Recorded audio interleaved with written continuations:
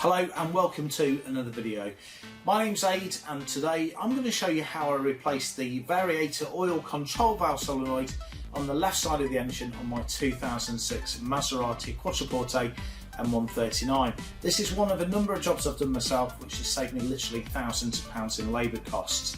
I recently removed the cam covers to fit new gaskets because oil was leaking from the rear of the covers.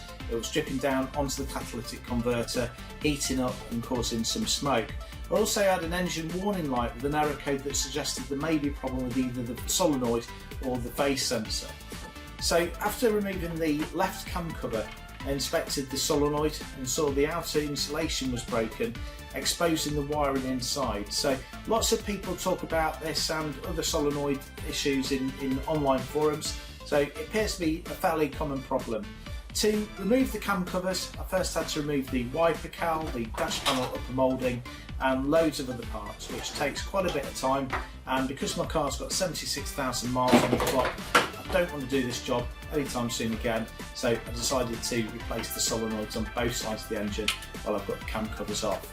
So if you want to see my videos that show you how I remove the wiper cowl, dash panel upper moulding and the cam covers, then please see the links in the description below.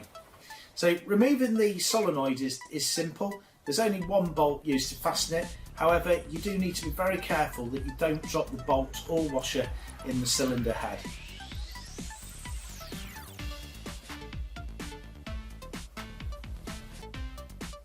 With the bolt and washer removed, I pulled the solenoid out by hand. There's 4 rubber seals on the solenoid shaft, and if these are tight, you may have to give it a light tap on the end of the solenoid to get it out. So on my 2006 model, the solenoids are the same on both sides of the engine, and I purchased these from a UK supplier. They cost around £410 each plus the delivery, so quite a pricey part. Before refitting the solenoid, I cleaned the bolt and threaded hole, and using compressed air I cleaned the hole in which the solenoid's inserted. I then inserted the bolt with the washer, being careful to ensure it didn't fall into the engine.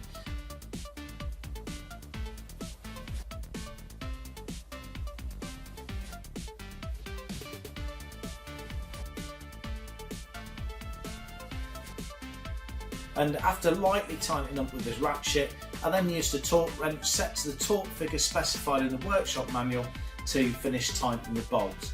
And that's it, job done. Any comments appreciated. Lots more videos coming up, so if you'd like to see these, please subscribe and click on the notification bell, and that way you'll be notified as soon as I upload the new videos. Thanks for watching, see you soon.